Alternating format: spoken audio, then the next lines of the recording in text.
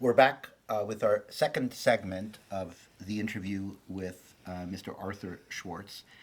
Arthur, in the last segment, you spoke about your brothers and how you were through various camps with them. And I just want to go on, where were you separated from your brothers? I think that you mentioned in uh, Guttenbrunn you were separated from your brother. Is that correct? Uh, I was separated they took him away from the place Guttenbrunn Uh huh. because he couldn't survive. He was, he lost weight. He was skin and bones. They took him away. I didn't know where they took him. Then, then I went with my other brother to Mauthausen. They did the same thing, separate. He went in Austria, another place, and I went another place too. Yeah, I did go. This way we were separated. We- and I didn't know if they didn't know if I was survived, and I didn't know if they did survive.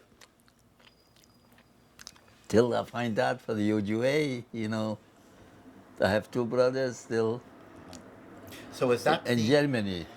was that from the you had there were nine children and your parents in the immediate family.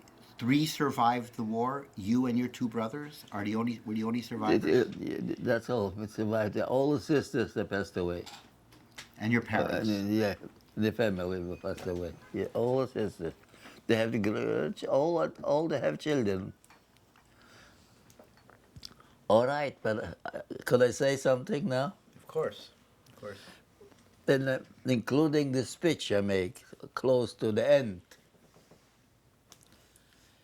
and I said to the people, "Look, 6 million Jews. Two words going to be in Jews. Hat man verbrennt. En meer om verleicht de hand." You understand what that Yeah, mean? yeah. But explain it. 2 million Jews were killed, but myself, they That took we couldn't do couldn't nothing. do anything. Yeah. Yes. And that was the stuff. And I said, my speech, I said I gave it, if you people have the second generation, they should know what's happened. It's a very sad story, but it's a true story. It's a true story.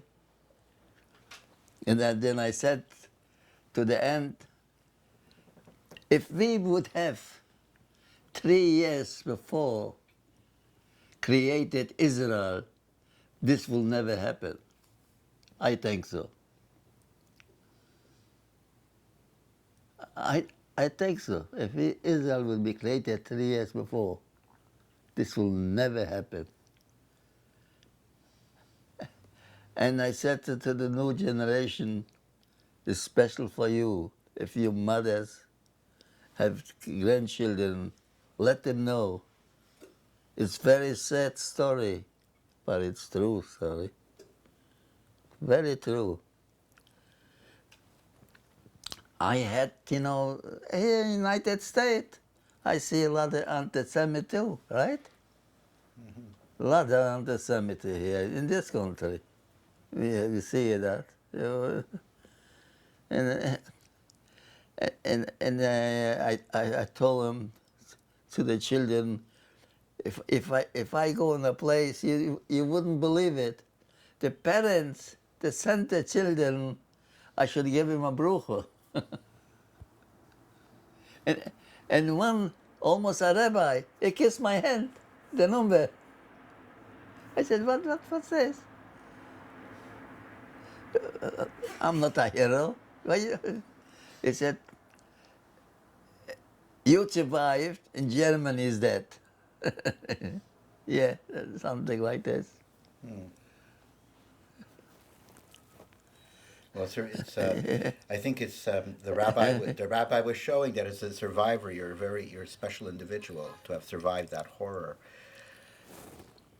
I just want or to ask or you. maybe maybe you see it in the street. Oh, you lost the sling tank. Uh-huh. Yeah, maybe it's laying there. We'll find it. We'll find Right. it. You got it? Yeah, Okay, thank you. sure. We'll put it on. No, no, no, no. We'll put it on later. I mean the less this. Right, your cufflink. Yeah. Yeah, we'll find it. It's here. Yeah. Mr. Schwartz, I just want to ask you a question, and we spoke about it in in between these segments, and it's a question that deals with your just inner ability, your inner source of strength. Where did you get your strength to to live through this? Just, You went through 8 camps. Well, Shatov, Lodz, Pozendamsen, Guttenbrunn, Auschwitz. you mean how did I survive? Mauthausen, How did I survive? How did you survive? Yeah, What was your inner strength that made you survive these camps? 8. in my mind was ready. I wouldn't survive. What I saw, what I got through, I couldn't sleep. Even now bothers me. I get nightmares, a lot of nightmares with my parents. My parents are still my mother. They used to run after me, and she pulled out her hair, and she was screaming, "My son, couldn't see. I wouldn't see you anymore." And she was right. I didn't see it anymore. Took him away. What can you do? And life must go on. I'm here.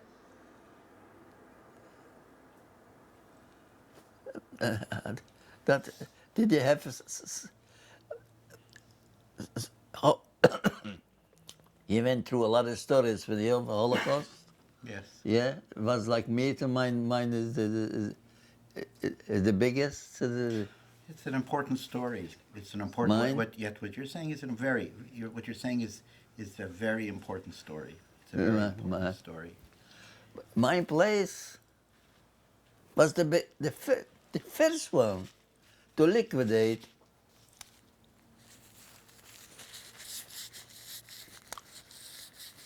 Soon the Germans came in. They gave us 4 hours. Leave. We didn't know what to do. The first thing, they closed up the Jewish stores. And my mother used to look for the children, begging for a piece bread, for to give us to eat. They always have a song in Jewish.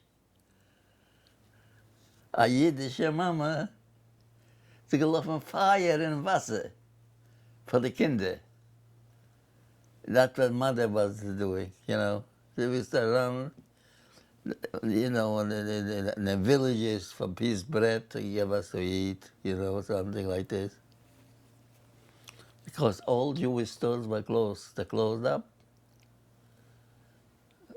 We didn't know what to do. They didn't tell us, give us 4 hours to leave. I think we were the first one, 1939. In September 1st was the war. 2 months later, we liquidated the city. Yeah, we got no place to go. Do you Was a mess. Yes. No. That's. Do you have some closing thoughts that you would like to share with us? Who? Some closing words? Do you have some closing words for the interview? Some last words for the interview that you would like to share with us? Well, I hope we should have peace. We could have a freely lifetime, you know. Kid could go to the street free, but I see it in the street now, killing, even in the United States. Look what's happened in the synagogue, to killing people. This I would never believe that. Robbery, killing each other. It's a mess. It's a bad feeling, to tell you the truth. Very bad feeling. After all what you've gone through, you still see the same Yeah, what I went through, anti-Semitism. and I see that this again like this, is something unbelievable. I, I had to tell you the truth. I used to live in the Bronx, Marshall Parkway, you know, Hmm. yeah. To tell you the truth, I had a hold up. A man comes over to me with a knife like this. He pushed me in the elevator. I should give him the wallet. But I did. I gave him the wallet. Every time it was the elevator was crowded. And this time the elevator empty. And he followed me. I was shopping in a supermarket. I was shopping in a supermarket. And I saw somebody's follow me. And I was a little suspicious. Why you following me something? He comes to my house. I opened the door from the elevator and pushed me in. And the knife ready to my stomach. Give me your wallet. He said, it must be a Spanish guy, with sunglasses. You wouldn't believe it. I recognized him for stills here. I didn't know what to do. To go to the police and tell him he's suspicious. I think he used to wear sunglasses. You shouldn't recognize him, something like this. He was 100% the same guy. Yeah. And then somebody told me to stay away, but you go look for trouble. Don't do it. Yeah, true. Okay, Mr. And I'm Schwartz. glad, don't think I'm glad that still my mind is working.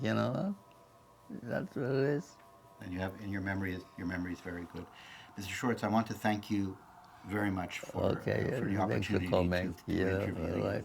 Well, okay, what are you going to do with this? Well, we're going to